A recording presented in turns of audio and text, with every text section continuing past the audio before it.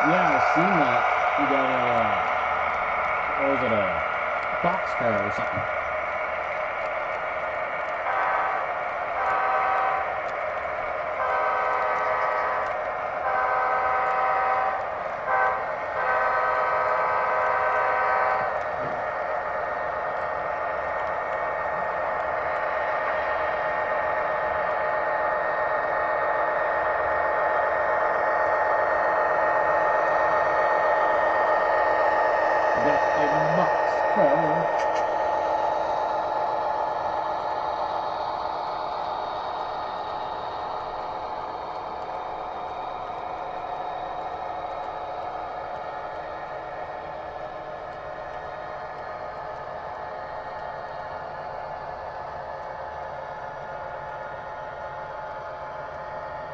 Nothing wrong with $10.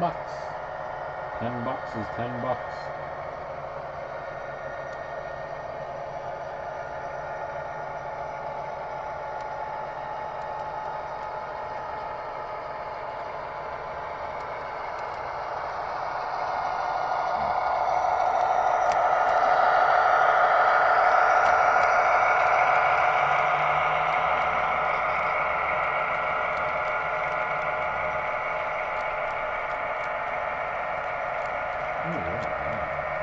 Oh my god, the price is insane.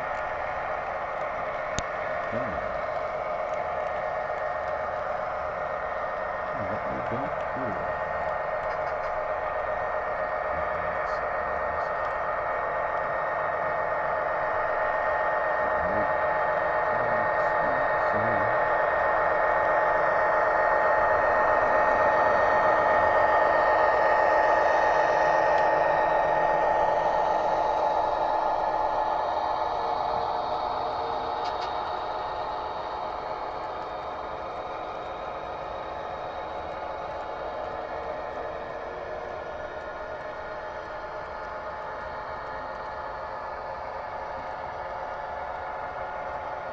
Oh, I hear the real train going.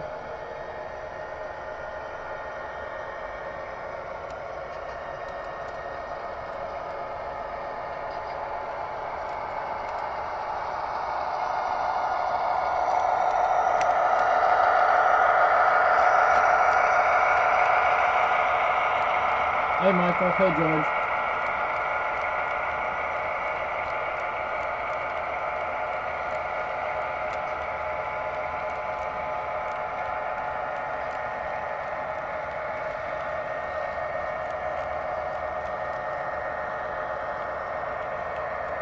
The stream's being a little glitchy, let's just give it a moment. It was working fine for a second.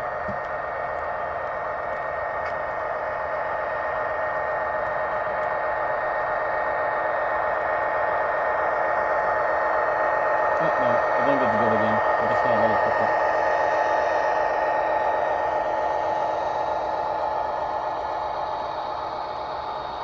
Hey Strasburg, how's it going, buddy?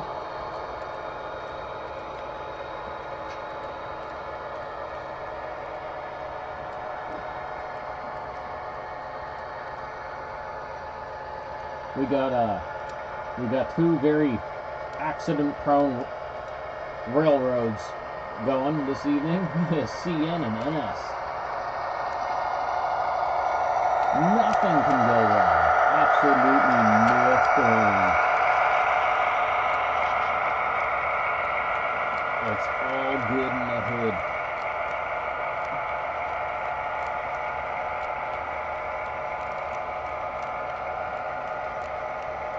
And I got one of my CSX coal cars. It likes to go on a list. I can't stop it from listing. It's just a little bit wonky. That's what it likes to do, so we'll just roll with it. I'm not running it right now, so we're all good.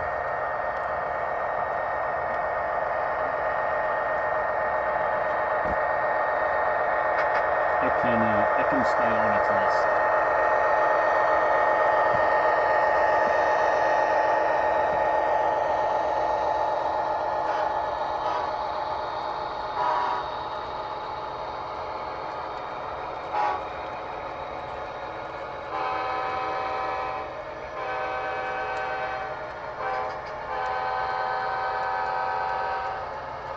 Yeah.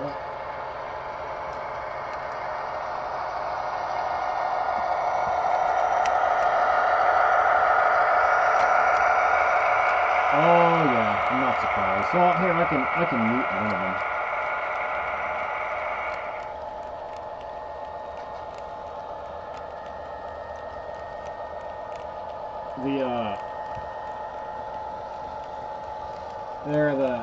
The Norfolk Southern, it doesn't like to mute. Oh, there, I may have gotten it to mute. Nope, maybe not. We'll see what happens in a second.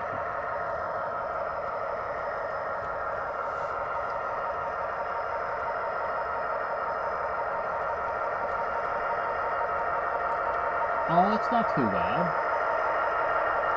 Hey Josh, how's it going, buddy?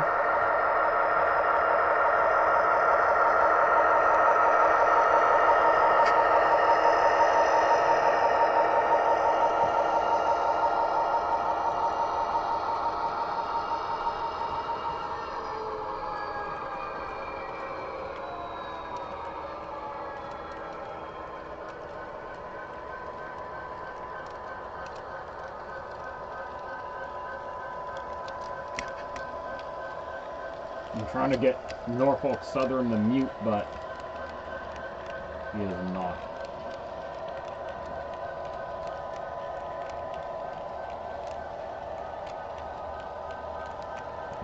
He's just idling. Oh, wait. Oh, I think he's muting now.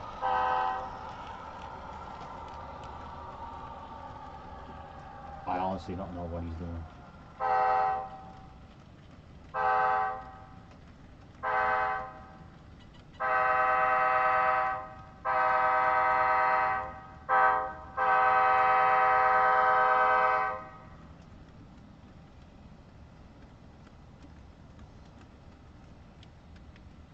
There we go. Now they're quiet.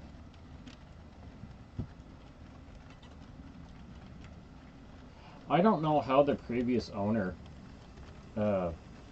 programmed 7211's decoder, but it's the only tsunami sound locomotive I got that can blow its horn with the prime mover off.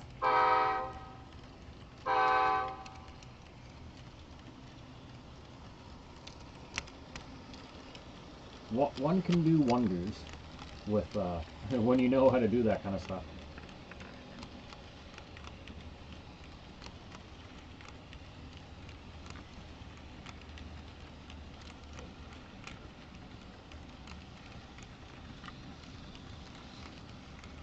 There, all I hear now is just the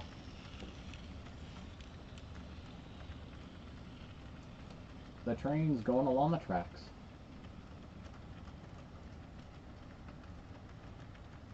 I am good, Josh. How about yourself?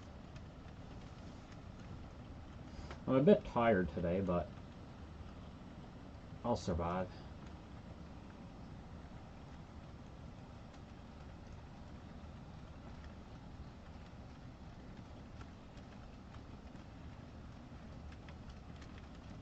The stream's having a little bit of difficulty, but it'll kick back.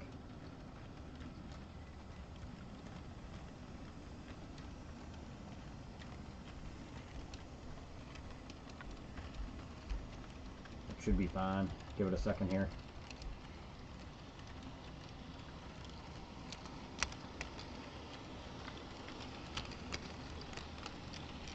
There it goes. It went back to excellent.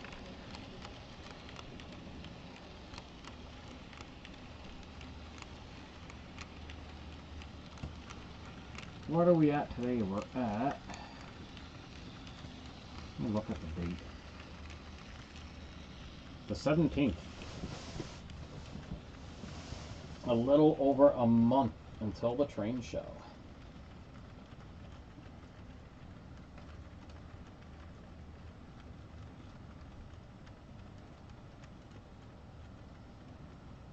So not that much further to go.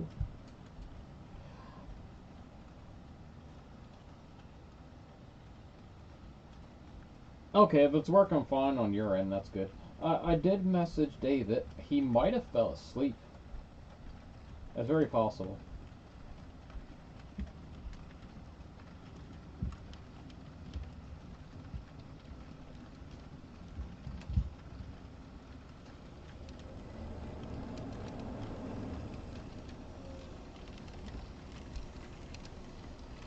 He was tired today too. It's very possible he passed asleep.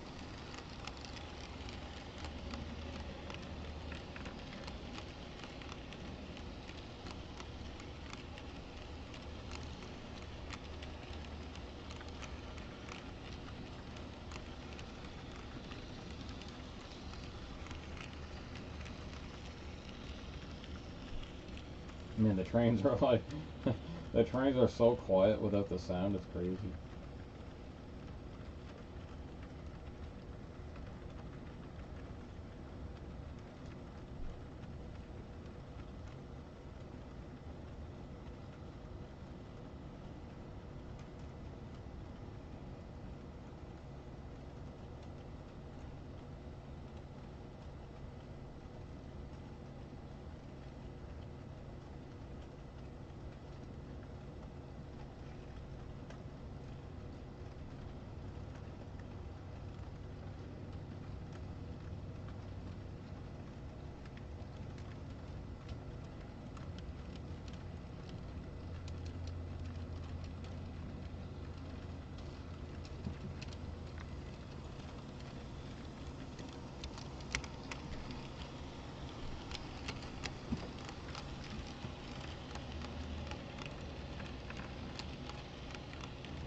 Hey there, Power.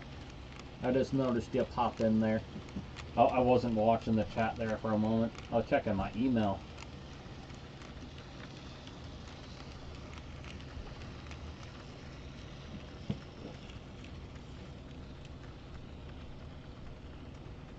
I know, George. It's like only a little over a month away. It's gonna be a good time. I was talking to oh, I'm having a brain fart. I was talking to Trevor.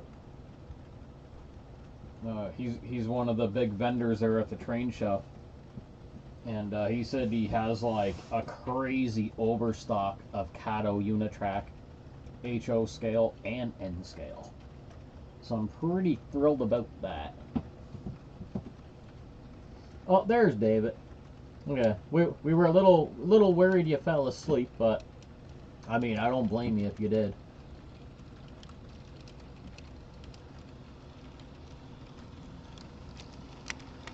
So, Power, do you have any model trains yourself there?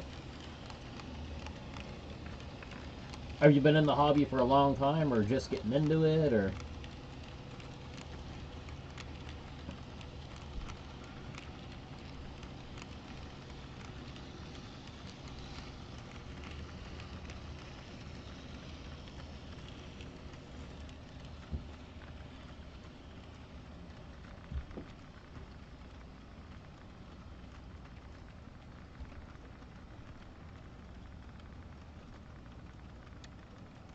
Oh man, Frig, I remember Robot Wars. I didn't know if they were still doing that or not.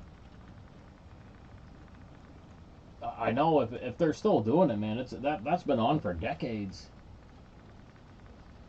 It's got to be at least 2 decades now, or wait, longer.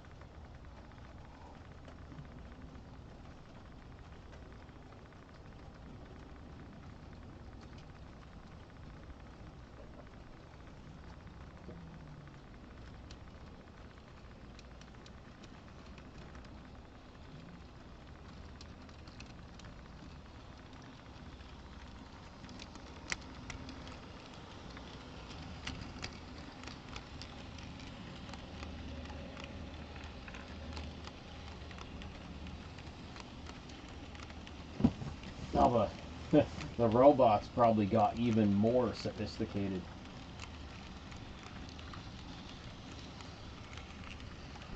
I can just imagine.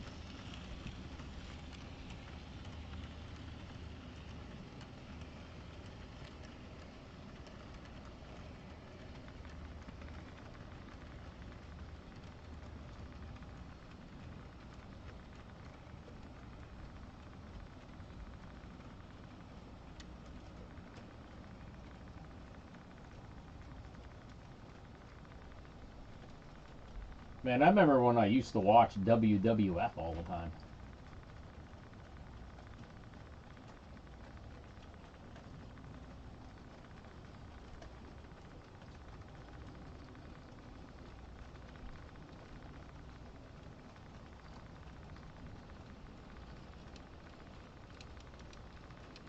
Man, it's crazy. I'm so used to having the sounds on. They're all silent now.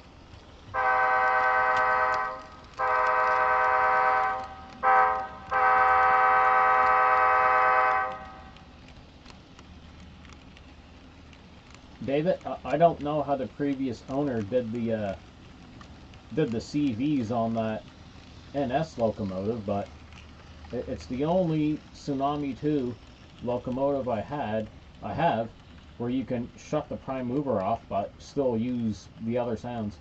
So they programmed it somehow. I don't think they set 8 to a mute. They set it for, they changed it so it's like where the prime mover does 3 different things.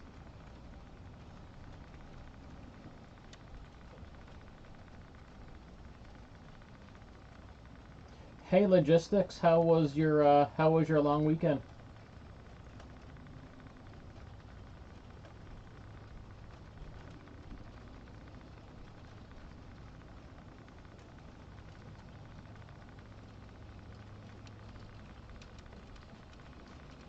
Oh goodness, David, just don't lawn dart it.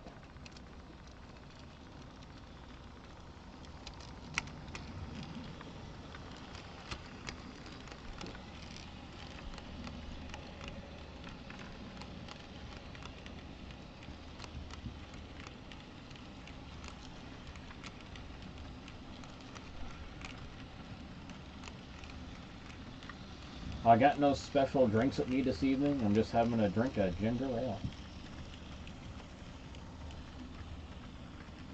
Wasn't feeling it tonight.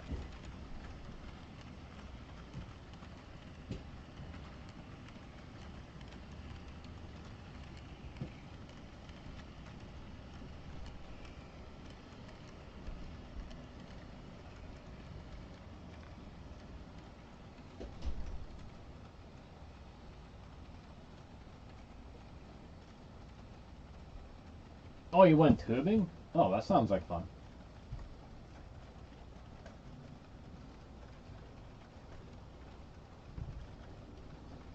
Oh, hello, Brock. Oh, cherry coke. Nice. I haven't had cherry coke in quite a long time.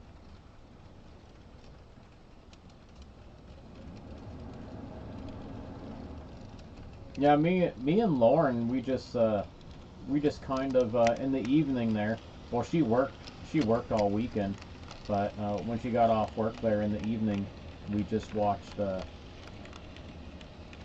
We binged season 2 of the Fallout series,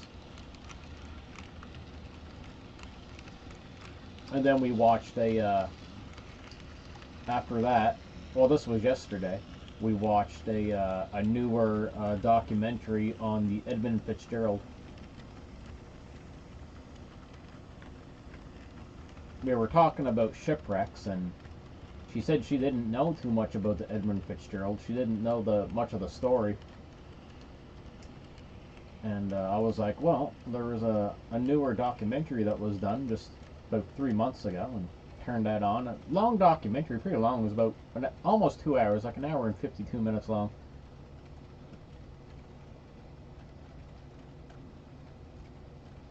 Oh, Walter's flat car load. Nice.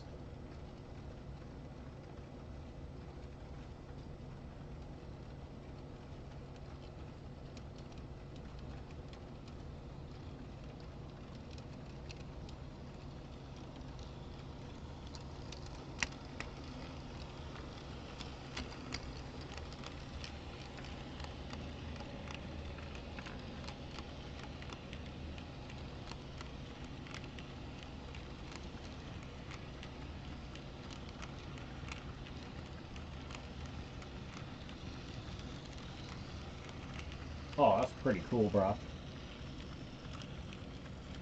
Yeah, logistics, that's definitely what I meant. 100%.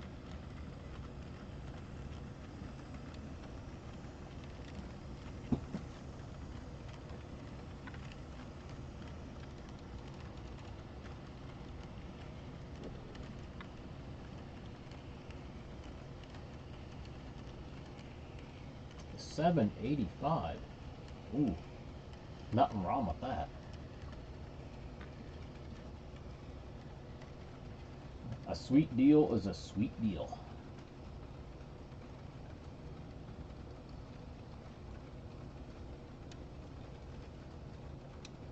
Oh, even better. You get a rebate? Yeah. Yeah, buddy.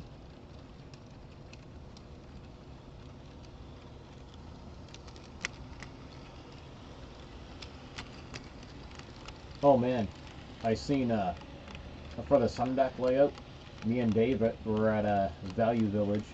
Sorry, not Value Village. Well, we were there too, but Giant Tiger. And they got a nice material to use for grass. I'm gonna pick it up on payday.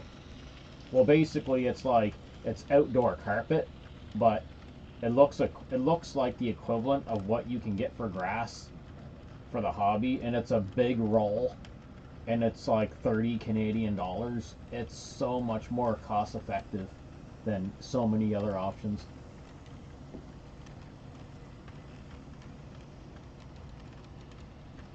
Oh, it's all good logistics. I have horrible grammar. It is really bad. And my spelling is atrocious too. My 12-year-old daughter, she gets after me all the time. But yeah, here's the funny thing. I'm an excellent reader. So I in 2019, I had to go get what's the word I want to use, and I don't mind talking about it at all.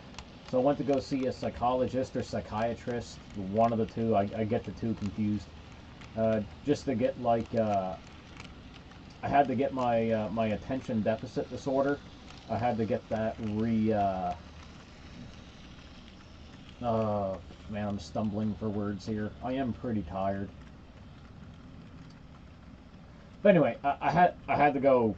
I was diagnosed with it, learning disability, when I was a kid, but it's just a thing. I do like every 5 years or so, and she's been doing this for a long time, and she told me she's like your your spelling is atrocious, but your reading comprehension is above average. She's like, I have not seen that often in the amount of years I've been doing this job.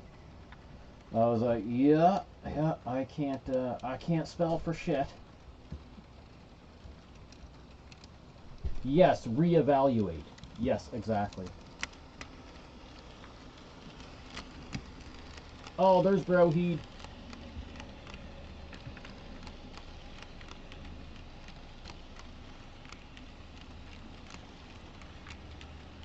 Astrograss. Sweet.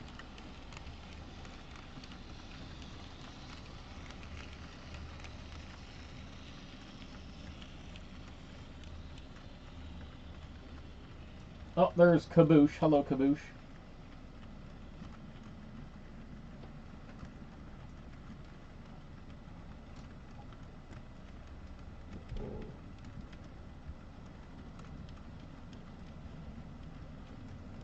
But no, that was like oh, I'm due to do it again, but nah. I figure like, I'm gonna be 43 years old, and on March the 8th, and there's no point in reevaluating again.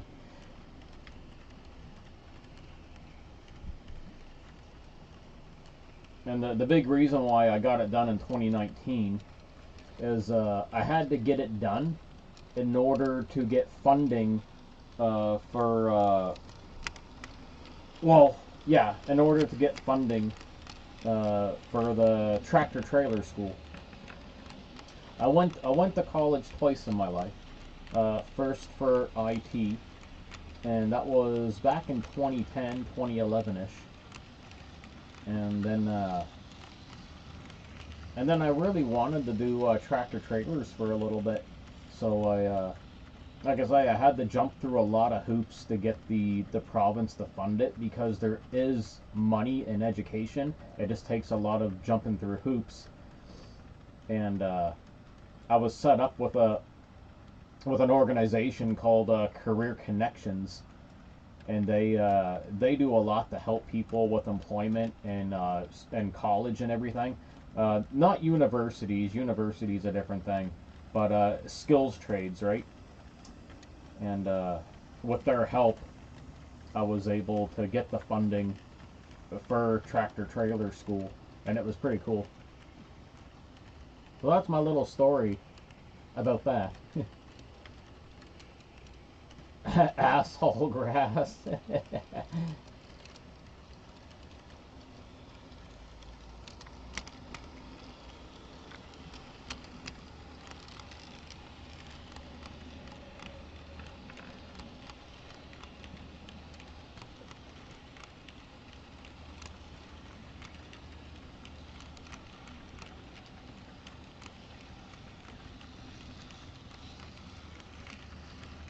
Actually, it's something. It's something. You sparked my interest there. Logistics. Something interesting. I'll do a Google search on before I go to sleep. But like I say, I don't think about it as much as I used to. Like I say, I'll never see the need to get reevaluated again.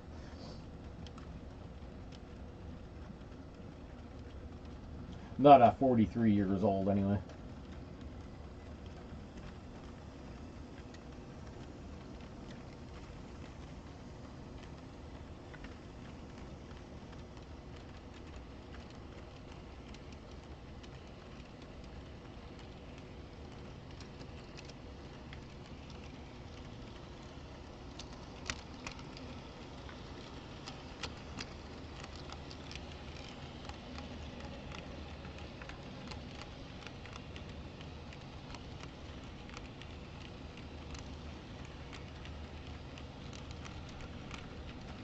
Oh, the Navy let you through there, Brock?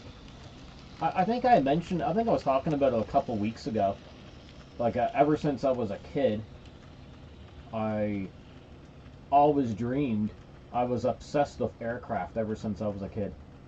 And my dream was to become a fighter pilot for the Canadian Air Force, Royal Canadian Air Force. But unfortunately, when I was of age to join the military, I couldn't pass the medical. I did great on my aptitude test. My aptitude test was absolutely awesome, and but no, couldn't pass the medical. I'm not going to get into that, but no, that crushed that dream. Some doors shut, and stay shut and never will open. A good friend of mine I grew up with too. He also wanted to join the armed forces, but he also failed medical as well. And we were just like, damn. We talk about it to this day, and I was like, man, can you imagine the conversations we'd be having now if we were actually able to join the forces and we were fighter pilots together? I was like, man, the conversations we'd be having would be a lot different.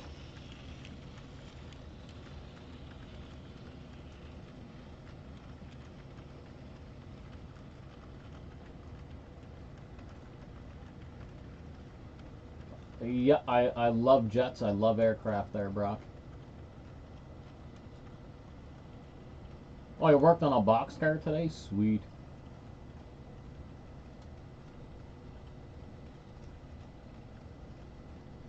Oh, what? You got to serve on an aircraft carrier, Brock? Oh, that's awesome.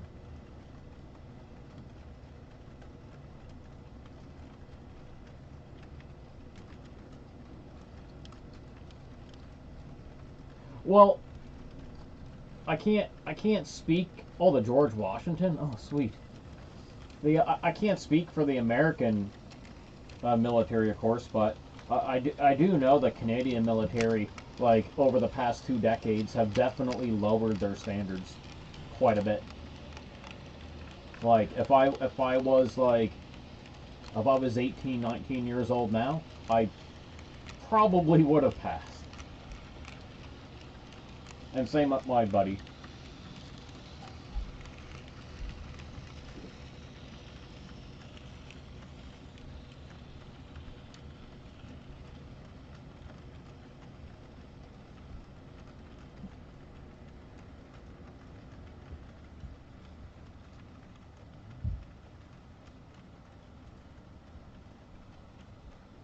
Oh, that's so weird. Uh, Crap. I uh, I ran them all for. Oh wait, no, I didn't because they didn't have the D. I was gonna say I ran them all for about an hour after I built them, but they were analog.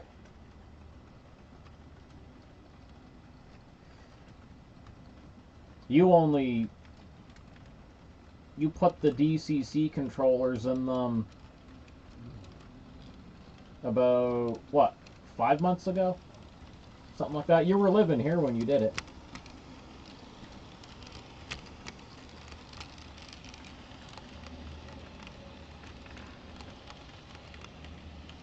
Oh, we got 8 people tonight. Oh, sweet, awesome.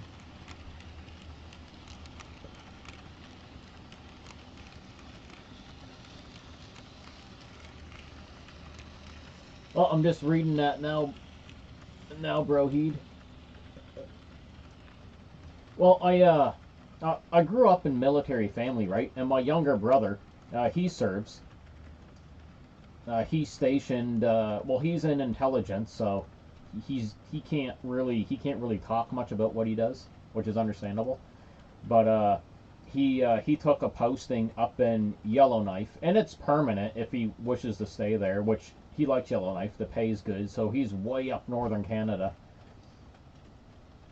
And I have other relatives that were military, so I mean I grew up in a military family. And oh man, I remember having so much fun as a kid. Like we used to two one of my relatives, actually no, two of them in the Navy. One of our old frigates. Unfortunately, it's not around anymore. It was supposed to be museumed, but funding ran out, and it got sold to some country somewhere. I don't even know what happened to the poor thing. But the HMCS Fraser, uh, it was built in the 50s when we made some pretty cool stuff. And oh man, the crew were allowed to bring like family and friends aboard on numerous occasions, and there was a couple times we gone out to sea with it for like a whole day kind of thing. Like we went out far enough that you couldn't see Nova Scotia anymore, so we went out, and then they did some exercise, fired the main guns, and uh, did some submarine hunting exercises with the Sea Kings back when we used to use those. Yeah, my brother serves now. Yeah, he's been serving for about uh oh, it's been well over a decade. He's about 7 years younger than me.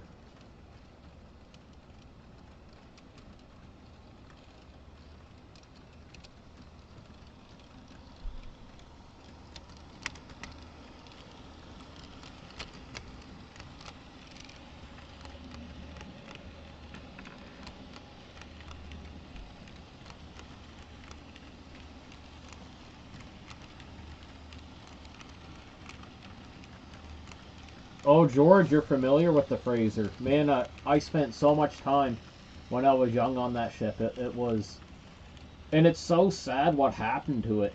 Like, there was plans for it, and it's just like, oh man, it breaks my heart every time I think about it. So many memories on that ship.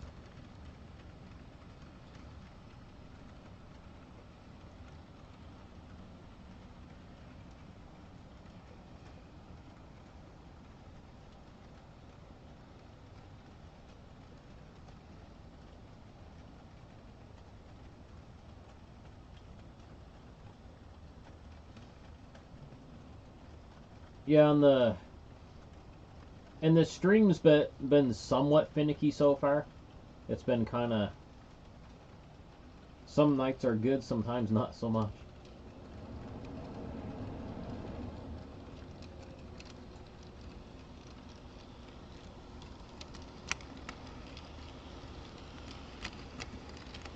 Oh, help take it up to Kingston. Oh, nice.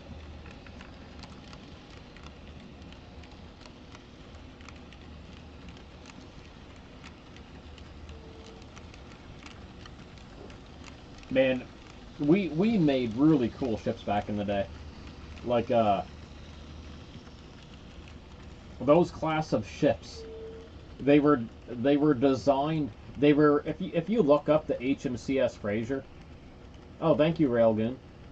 It was a very curvy ship, and they were designed that way, if I remember correctly, uh, for nuclear fallout. And also, the waves just kind of rolled right off it.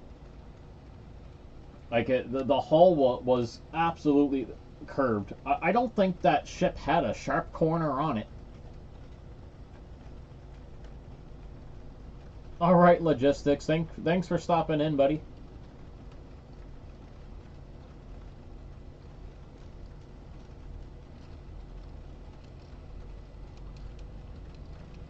So George, you definitely remember how curvy that class of ship was. They were awesome. Like they it was so cool. The design of those are amazing.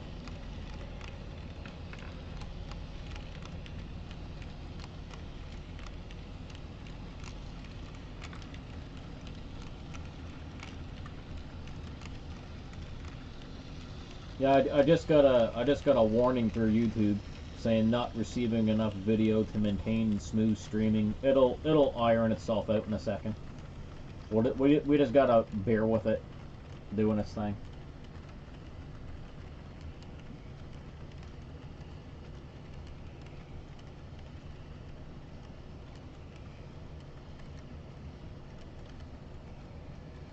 Oh, George, I don't remember. I don't remember if you heard me say earlier. Lauren and I, we were. She didn't know much about the story of the Edmund Fitzgerald, so we watched a pretty new documentary on it.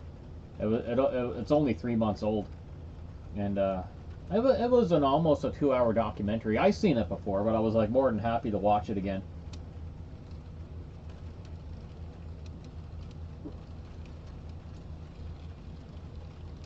Lauren and I, we got on the topic of shipwrecks, and then the Fitzgerald popped up.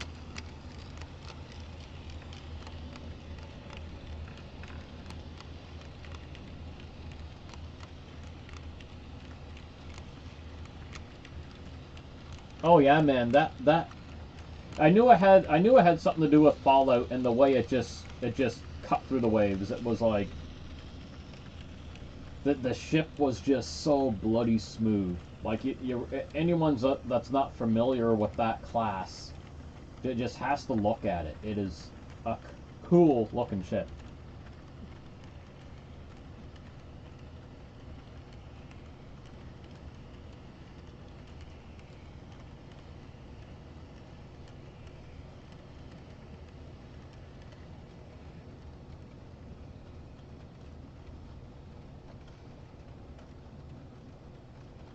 Oh no. Okay, it came back good. Well, see, Lauren knew the song more than anything, any of the story about the ship itself.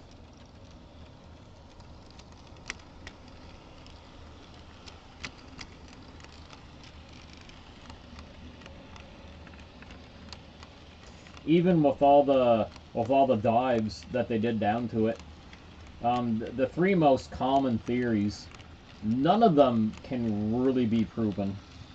Like what actually happened.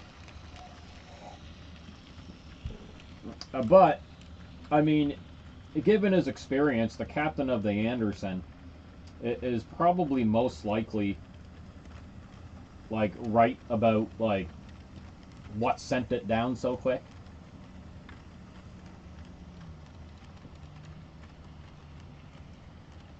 Did you know that the Anderson is still around? It's actually been laid up since 2017, and its fate is unknown at the moment.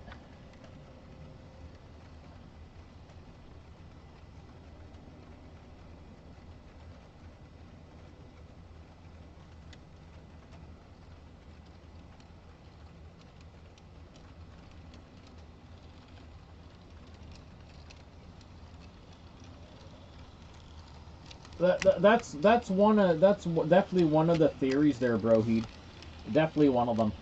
So because what makes it so hard, even though they went down to the wreck a few times. I don't remember how many. And but here's what Captain of the Anderson said. So the waves were hitting them from behind, right? And two massive waves hit the Anderson, and they were over 40 feet. Like 40 feet, like fucking like over the friggin' deck of the ship. Like it was nuts. And so I think the stream's going wonky again, so hopefully you can hear me. So before that happened, Anderson noticed that the Fitzgerald was going a little too close to a shoal, closer than Anderson would have went. But also Anderson was like, Fitzgerald lost their radar and everything, right? So Anderson, Captain of the Anderson, was doing his best to navigate for the Fitzgerald. Now, Captain of the Anderson, I wish I could remember his name. So he said it's very likely that Fitzgerald got so close to that shoal, and it's so shallow. The shallowness stretches out about a mile, further than what they thought it did. And Captain of the Anderson said it's very likely, and this is what would have what's the word I want to use? Horrible word to use, but kind of helped the water get in. So his theory was that the Fitzgerald grounded on the shoal and also hit some debris on the shoal, which is why the railings may have gotten damaged, or a piece of debris from the shoal in the water, and it also took off not the main ore hatch covers, but two smaller hatch covers for ventilation into the ballast tanks. And it's also very possible that there's points on this shoal where the Fitzgerald would have only had 5 feet, especially in these rough waves, of clearance between the keel and the ocean floor. So Captain of the Anderson believes that Fitzgerald grounded on the shoal, and that helped with the sinking of the Fitzgerald because it was taking on water.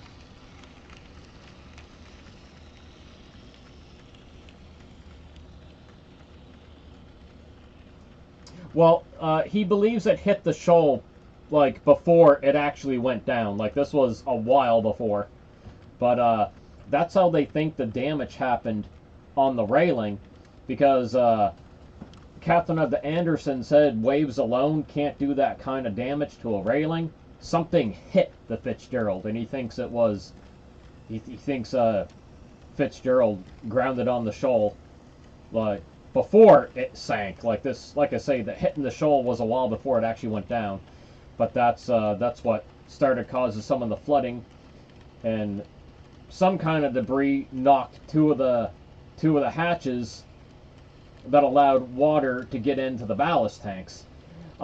There's a I'm gonna find the documentary, and you guys can watch it. It's a good one. Like I say, it's I'm trying to remember things as best I can, and just afterwards, just the severe pounding that the ships were taking after that eventually did it in.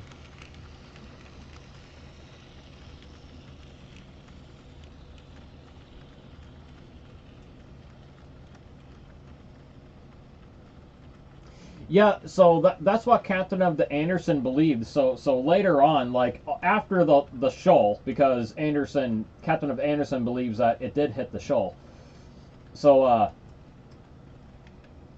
we'll just say Anderson. So Anderson believes that one of those rogue waves hit the Fitzgerald, and you know the water there was shallow enough that it put the Fitzgerald into a nosedive, and when the nose came down, it smacked the bottom of the lake, and that's what broke its back. And it was just pretty much instantaneous. There was no time to do anything. Let me think here, Josh. I have to count.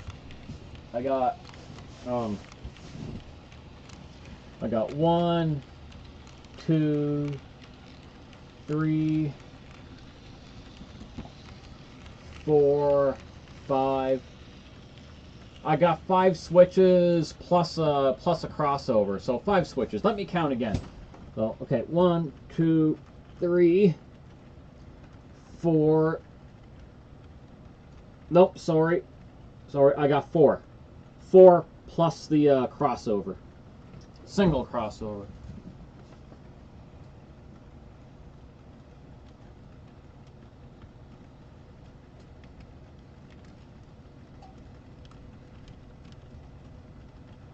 Oh no, he wasn't that far away. No, he was a lot closer than 50 miles. But I mean, you know, we're talking about an experienced captain that been through it all. So I mean, I think what he's saying is very likely what could have happened, as well as the other theories too. And like, and it's also possible the when those 40 if those 40 plus foot waves that hit Anderson hit Fitzgerald, well, Fitzgerald was already taking on water. The weight of those waves would have crushed the hatches, because the hatches, like the ore hatches, the Fitzgerald hatches were not strong enough for that kind of pressure. So like I say, there's three main theories. Let me find the documentary so I can bring it up for you guys. I'll bring it up on the phone, and I highly recommend it. It's like it's like the newest documentary out on it. I just gotta go into my alternate YouTube account. Hold on here. I was watching on my regular YouTube account. Okay. And like I say, I'm no expert on the Fitzgerald. Like I know like only from what I've read here and there and off this documentary. Okay, not that. Oh, here it is. Oh, I gotta wait for the ad to go away.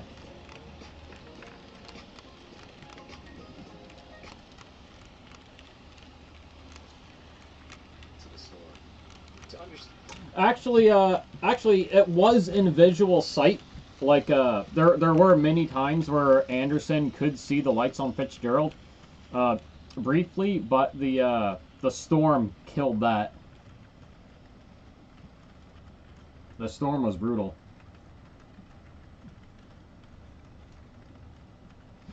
Okay, so let me get it up here.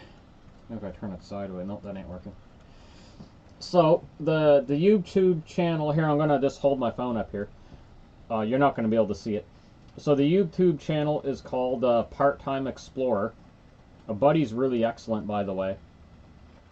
And it's called Edmund Fitzgerald: The Full Story 50th Anniversary. A lot of love was put into this documentary.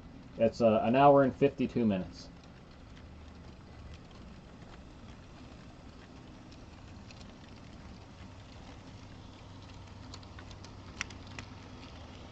Yeah, the camera's not going to pick that up. Well, it's called the Tank 3 Pro by a company called Unihertz. I've had it for almost 2 years now.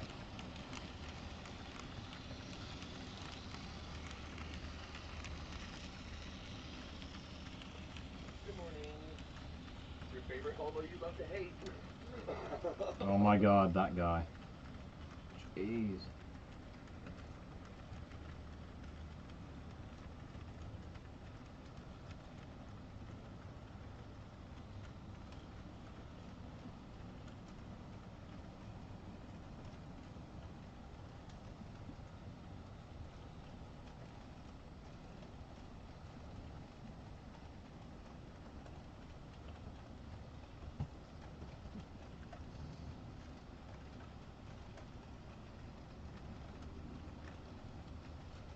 Yeah, it's basically meant for like for the work site and outdoor stuff there, bro. And it's got a really big battery. So your average phone has like a 3500 milliamps battery. The battery in this thing is 23,800.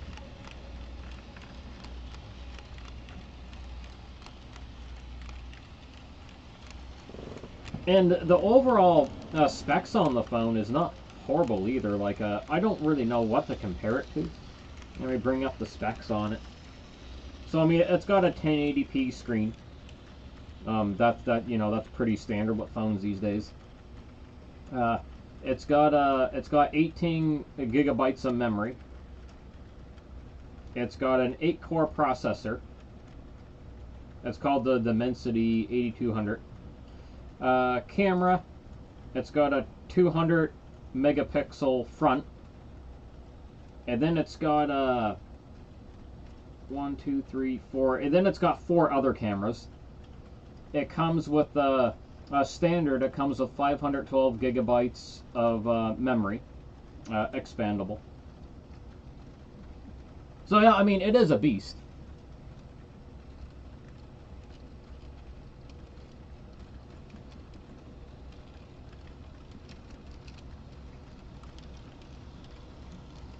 Oh yeah, you can yeah, you don't have to like take it to work with you and stuff like that. Like you don't have to worry about charging it.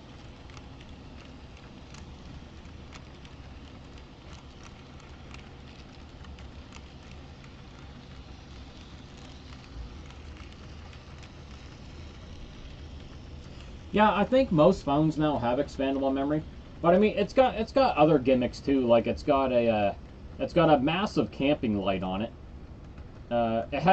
It has night vision, which I mean it's not like it's not like a a super cool. I mean it is cool, but it's not like a super expensive kind of night vision. But it is it works. We've had some fun with it. It is interesting.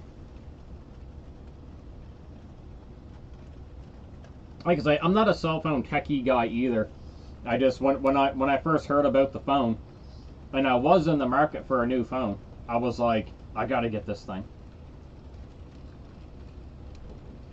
But the company, the small company there, Unihertz, that make it, they're kind of shooting themselves in the foot because their customer service is nearly non-existent, and they're getting a lot of flack for that, a lot.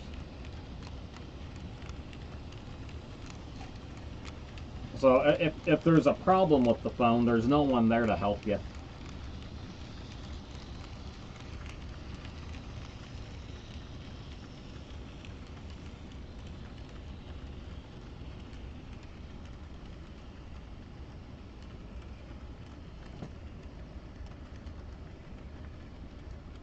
Oh, really? Okay, I didn't know that. I literally thought most phones had expandable memory.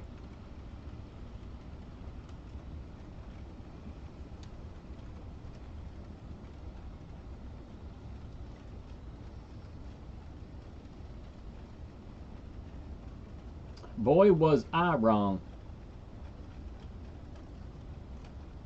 No, no, they don't. There's no mobile phone stores that sell this. You have to get it. You can get it on Amazon, or you just go directly to Unihertz website and get one there. And they always have discounts on it.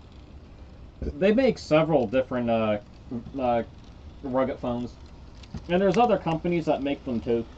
Like there's definitely a niche market for it.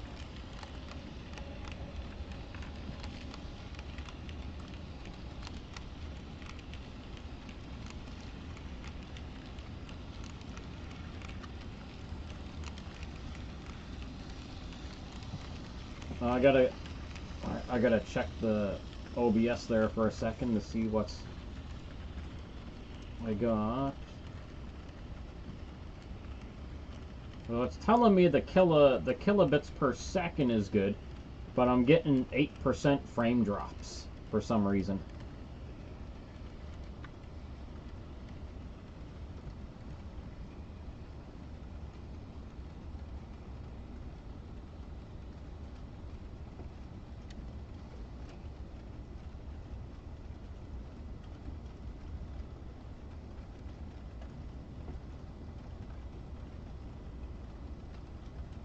Well, what I like is that, like I say, it comes with 512 gigs of RAM, and I've used 132, I think. Let me look at that again. I used 186 out of 512. So I mean, it's got plenty of storage on its own. I mean, I didn't even use up half of it yet.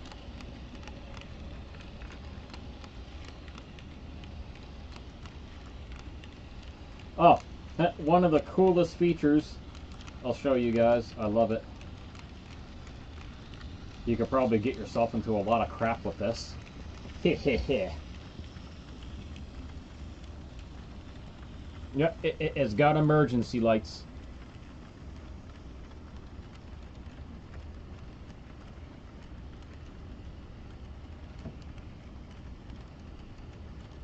Just a fun little gimmick.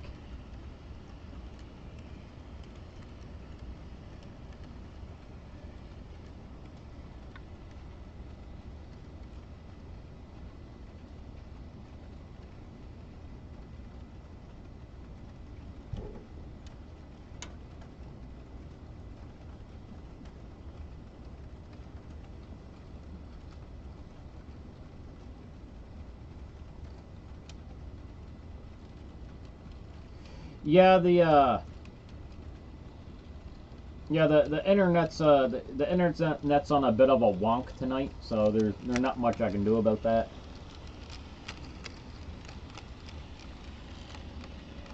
Oh, and I forgot to tell you too. The phone also has a projector, so if you want to watch YouTube or Netflix or something, just project it onto the wall. Me and my daughter, we use it quite a bit. It's not the only phone with a projector on the market. There's a couple.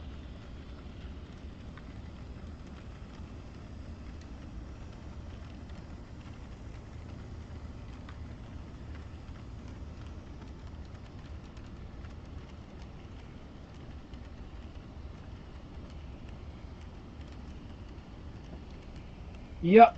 Yeah, literally, it's got a projector.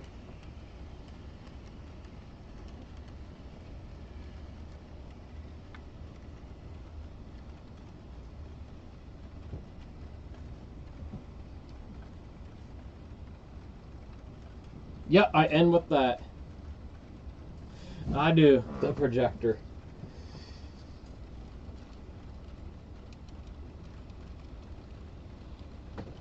What I mean, and you know, your room has to be, of course, with any projector, you know, the room's got to be pretty dark.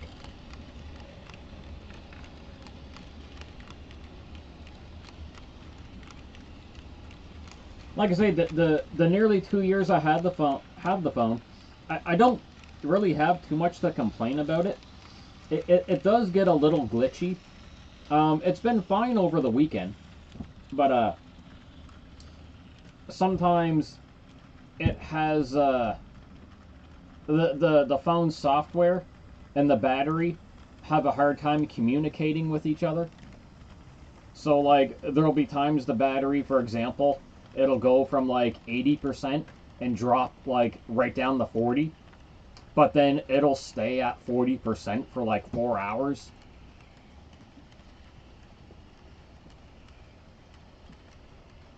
Oh, I'd have to cut like every light in the room, and I don't have a it wouldn't work well on the background at all. Like, yeah, there's really not much I can do to really show how the projector works. Um, Probably the best thing to do would just be to jump on YouTube. But I mean, for a little projector on a phone, you get the room nice and dark. It's great. It's very watchable, and you can and of course there's a little dial to adjust it. But I mean, like I say, me and my daughter, we use it. Me and Lauren have used it quite a few times, just beamed it on the wall.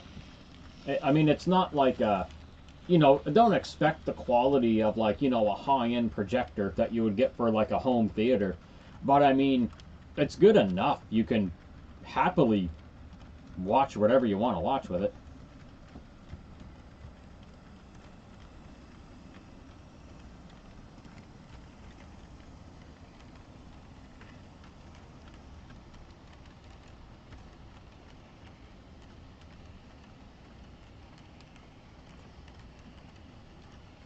Actually, the Blue Goose is doing really good, Josh. I ran it for the two. Remember, I had the two live streams at Lawrence, and it ran really good. Like I say, there's one spot on the layout, on the little layout here, that doesn't like, and it's the switch. And whatever's going on with the switch, well, it's a combination of the switch and the Goose. So when it hits the spot of the switch right here, the goose traction tire lifts the locomotive right up, and up enough that it causes the lights to cut out. So like I say, it's a combination of I got a bad quality Bachmann switch, and just a thing with the goose. The goose and that switch are not compatible.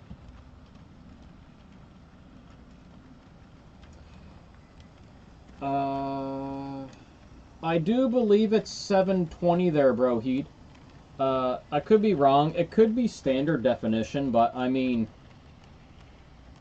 like I say, it doesn't. If it is standard definition, it's still good enough. Because I can't really, I can't even complain about it. It's just such a cool little feature. It might be standard def. Here, let me just take a quick Google search on it. Tank 3 Pro. I can't remember all the stats.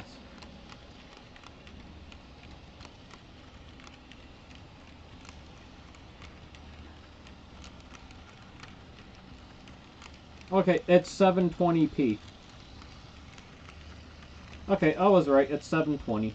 So I mean like I say, I didn't think it looked like horrible, but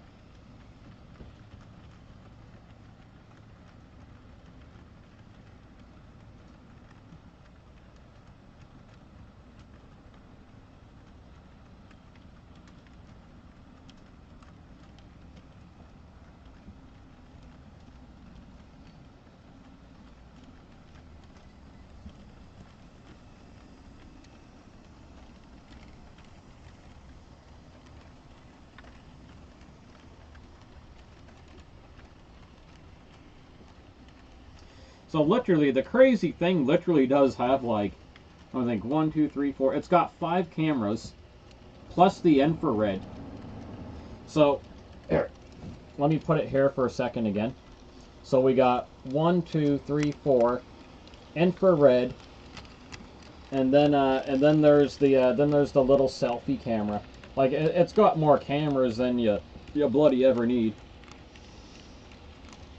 And I'll turn on the camping light. The camping light is like a friggin' little wall of LEDs, and it's so bloody bright. Bright as heck. Which is good.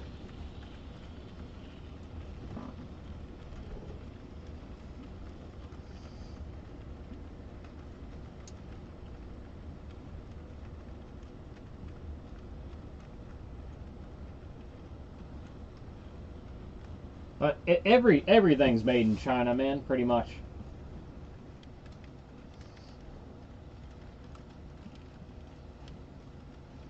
It all China.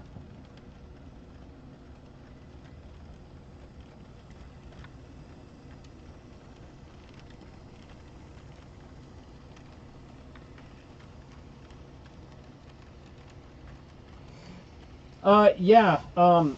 I was talking about it in the live stream, Josh. It's like it's how the decoder is programmed.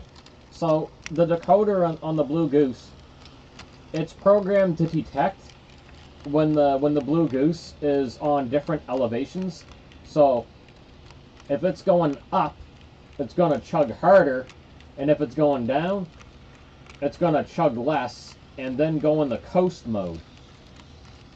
And it's very sensitive. So Brian told me how to fix that through the CVs, so it literally doesn't do that anymore. Unless I make it go even faster.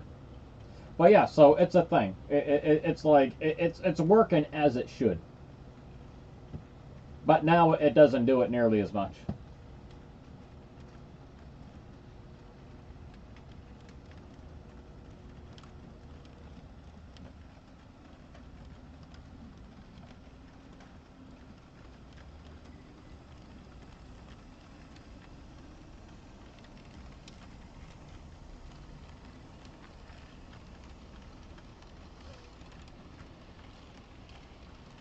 But I'll put the goose on there.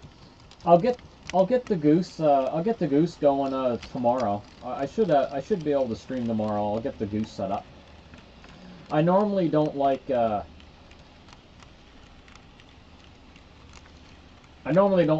switching up like entire train consists during a stream because it just takes a long time. Because I gotta take everything off and put it away, and then the new stuff I gotta bring it out. The goose is still in its box, so I mean it's just very time consuming. So what I do before I stream, I get what I'm gonna run all set up and prepared. And so that'll involve, taking stuff off the layout that I'm not gonna run and putting other stuff on. So, like I say, I usually take before I start a stream, I usually take about a half hour to a whole hour just to get everything set up and good to go. And then I give everything a little test run to make sure we're not going to have like any issues. So I might be exaggerating. I'm going to say about a half hour. A half hour for me to set up for the stream is usually how it is. Oh, speaking of hiccups, CN just decided to go kaput. There's a spot there CN doesn't like. I don't know why.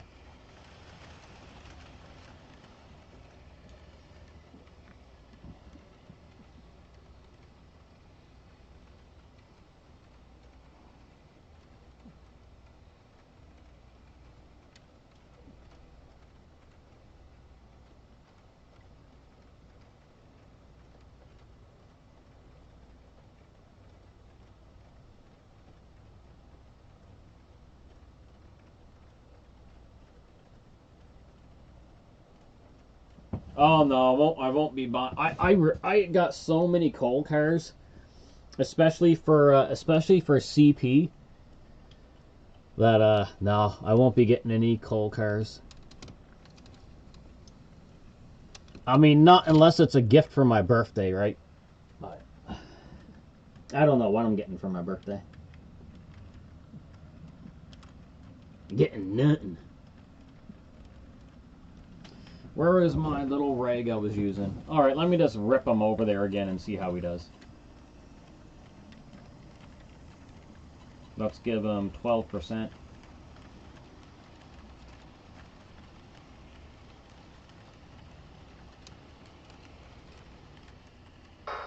Oh, so weird.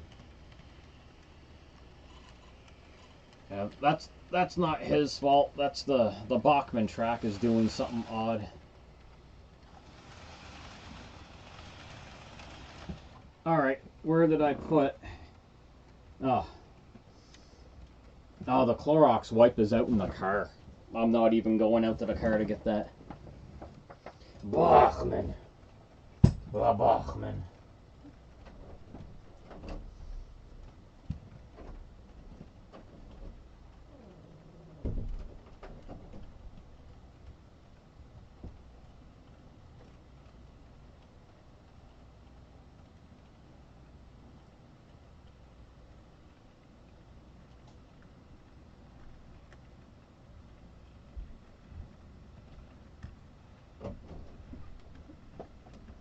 No, I won't be buying any rolling stock. Like I say, if all goes good at the train show, if Trevor, he's one of the big sellers at the train show, one of the big vendors there. There's two big major vendors. Trevor's one of them, and he's got a large overstock of Cato Unitrack for N scale and HO. And I was already talking to him on Messenger. If he hooks me up with a good deal, then that's what the money I'm going to have saved up is going to go towards. Because I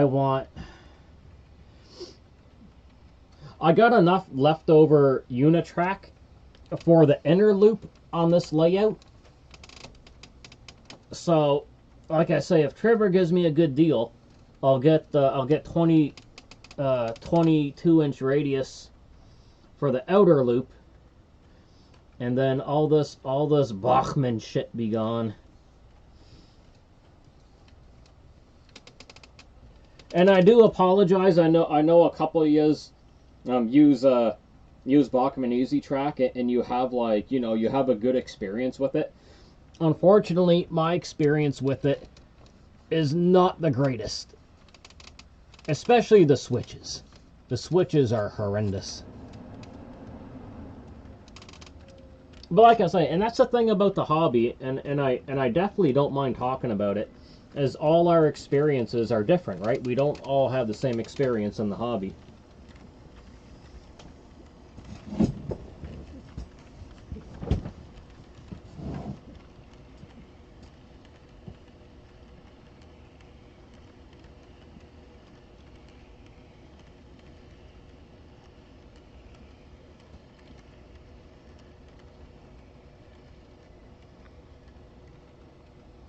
I do have alcohol wipes, but I left them in the car. George bought me and David over a bunch of Clorox wipes.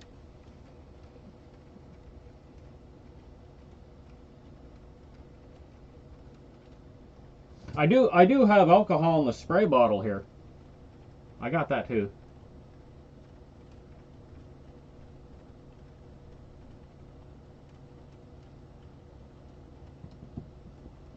All right. Let's see if he goes over that. It could be just the slightest little bit of dirt.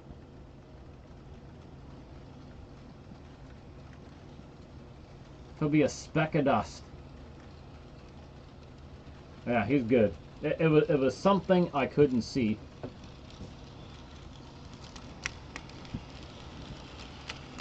That he just doesn't like, and that's all it takes. Especially, with no keep alives, right?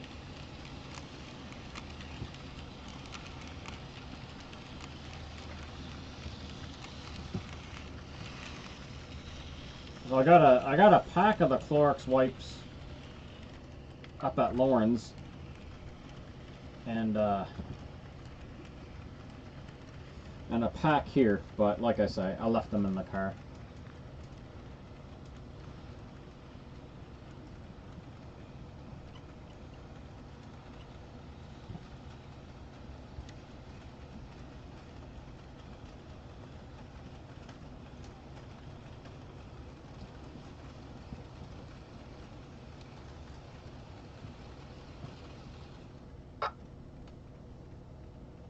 No, he's not having a good time right now. I don't know why, but he is not. That's okay. I got more CN locos.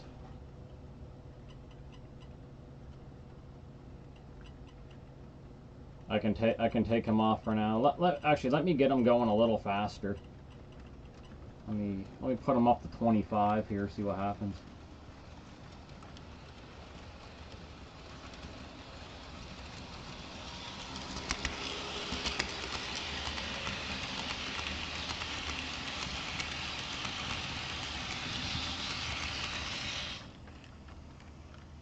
Oh, he cuts right out over there.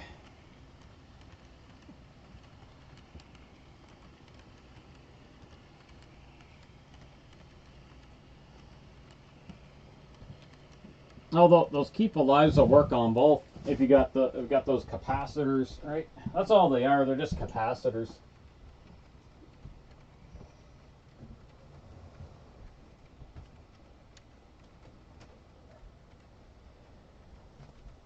But this guy doesn't have any. Atherin is really not known for putting keep alives in from the factory. They sell them separately, but the Tsunami 2 boards are designed to have them plugged right in.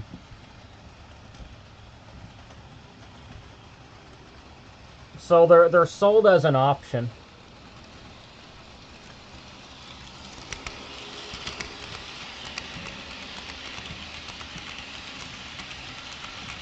All right, he's going fine through the crossover. Yeah, he's doing okay now.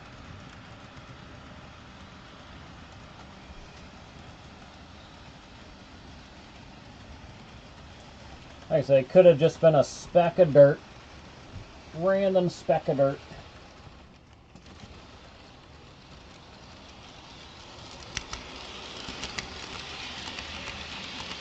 see what happens here again.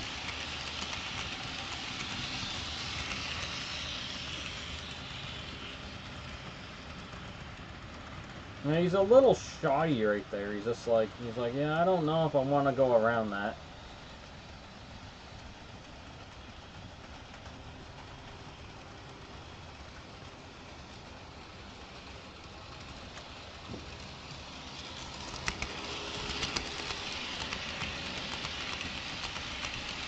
Get in there again.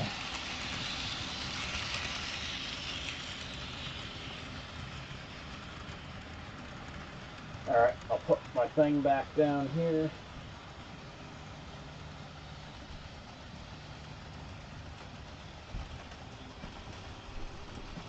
He might need to be cleaned too. So I'll let him come around and I'll take him off. And like I said, I'll pop another CN on.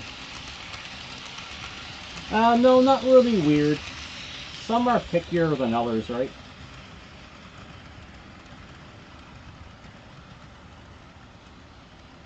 They get dirty after a while.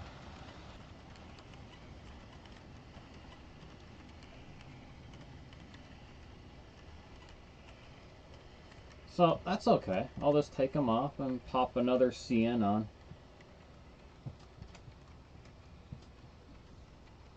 And I'll worry about cleaning his wheels after. Like I said, it could be, oh, there's a little friggin', okay, yeah, there's a little bit of dirt there on the wheels. Like I say, some are more pickier than others, right? So,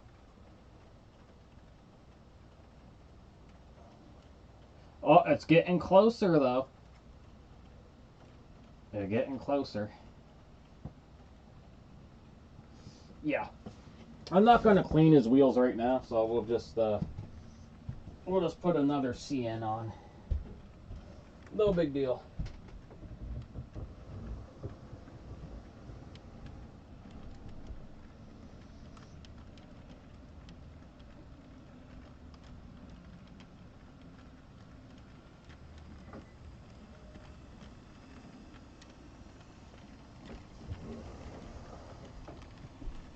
We'll run an old zebra stripe.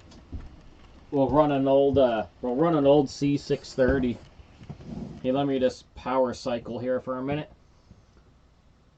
We'll run an old Bowser C630. So this is a patched CN unit. It's patched. I ran it before. It's patched Cape Breton, Nova Scotia. You have a good old locomotive. Let me get his number in here. 2028. Power back up. And we're good to go.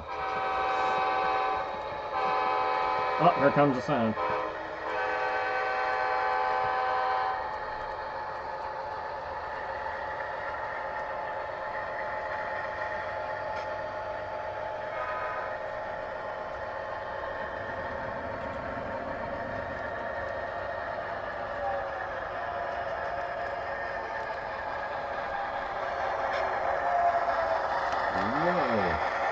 I didn't tell him to go reverse. That was weird. I don't remember doing that.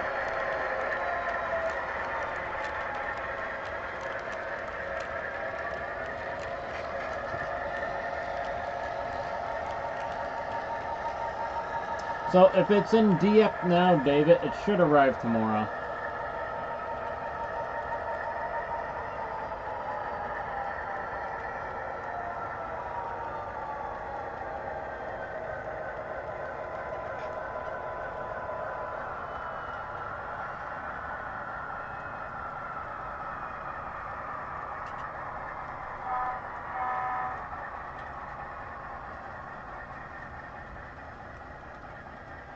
There, that old C630. Got some zebra stripes going.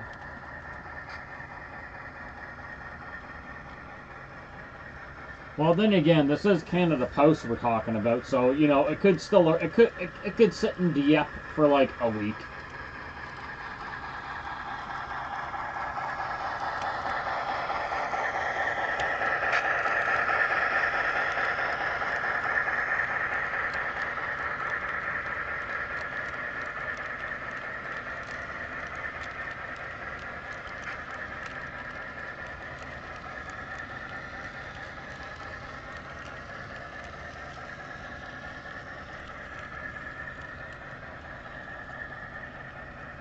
Oh, there's 212. How's it going there, buddy?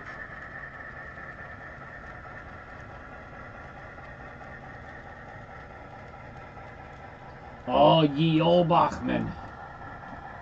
I'm gonna pour myself another drink here. I'll be right back. The train should be okay.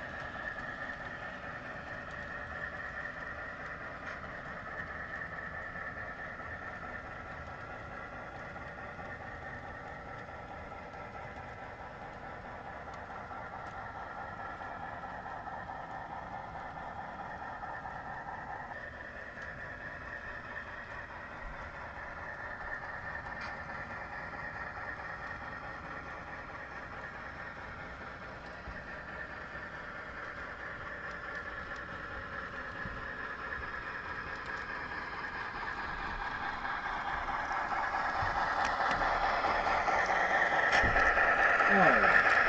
There, I got my drink. I am good.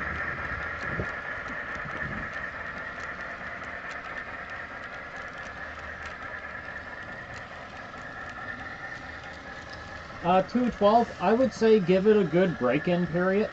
Don't pull anything with it just yet. Okay, we're good.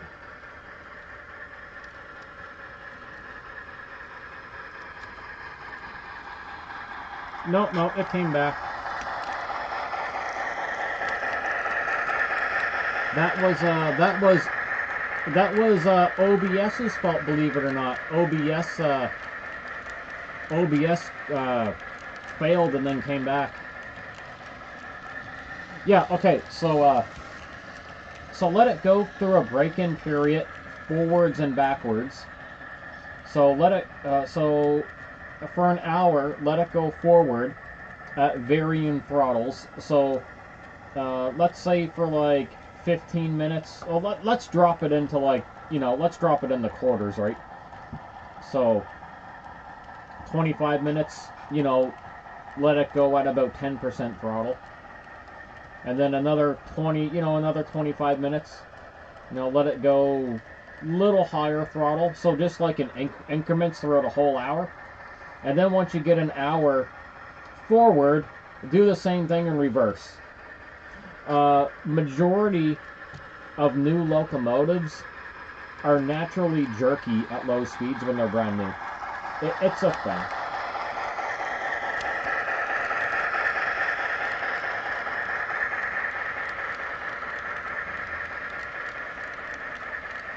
Hopefully the audio didn't cut out.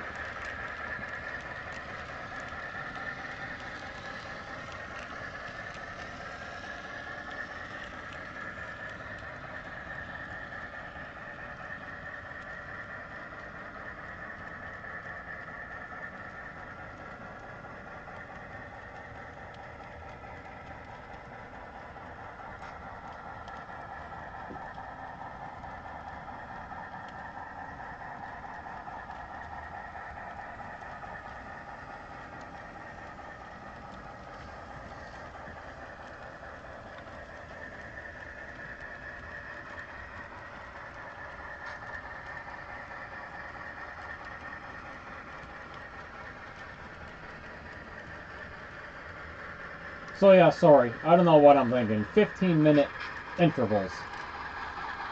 So 15 minutes, let's say, 15 minutes at various different throttle levels. Start off slow and go faster, but don't go max speed. I don't know what I was thinking about. Just pretend I didn't say 25 minutes, so we gotta go 15 minutes.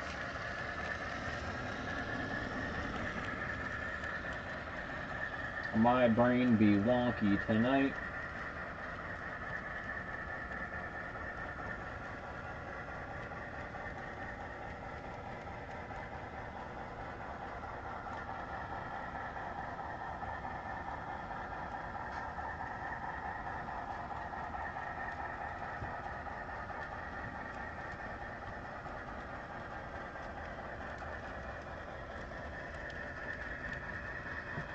Yeah, like I say, give that break-in a shot, right? That's the only suggestion I can think of. I mean, that's what I do with all my locomotives.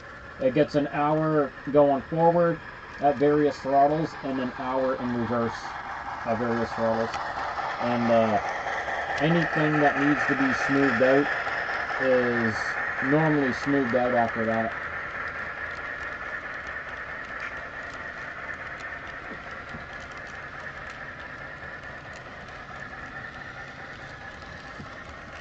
And then there's that too.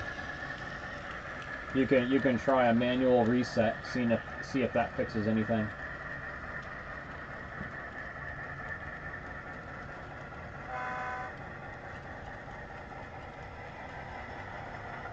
Oh, the old C630.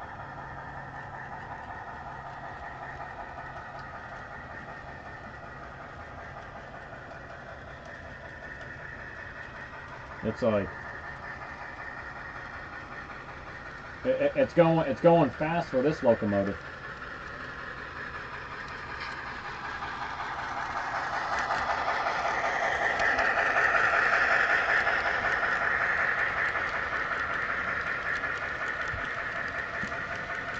I've always wanted one of Broadway Limited's ES44s.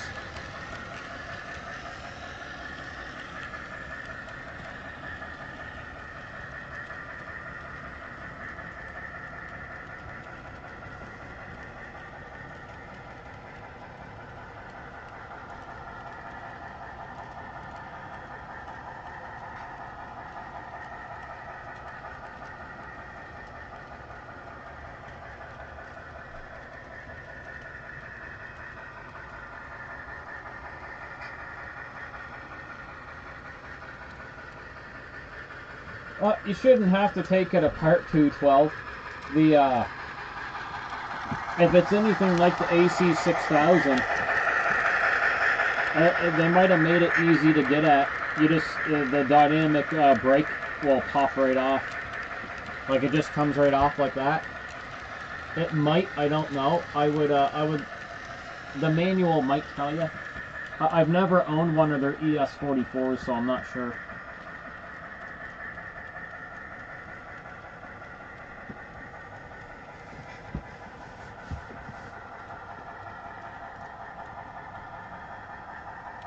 Or just do the or just put it on your program track and just do CV 8 to 8. You can try one of those resets. But man, I would just let the damn thing run. Just put it on the track by itself and put it on 10% throttle. Just let it run.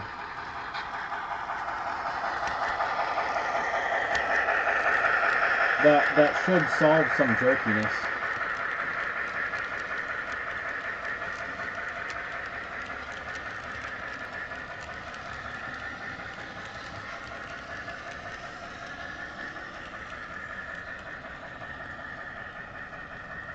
Speaking of jerky, then you may have gotten a lemon and have to get a hold of VLI.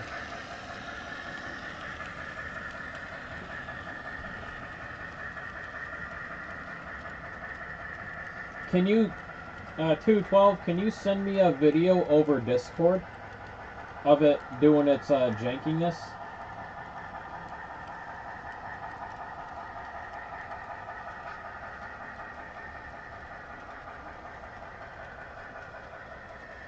Like I say, if you can.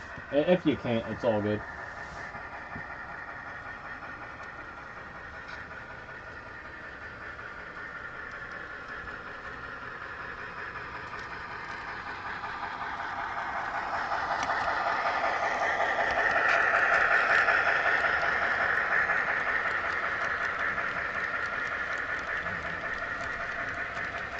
Is it? I imagine it's being janky like my stream right now. We got like a power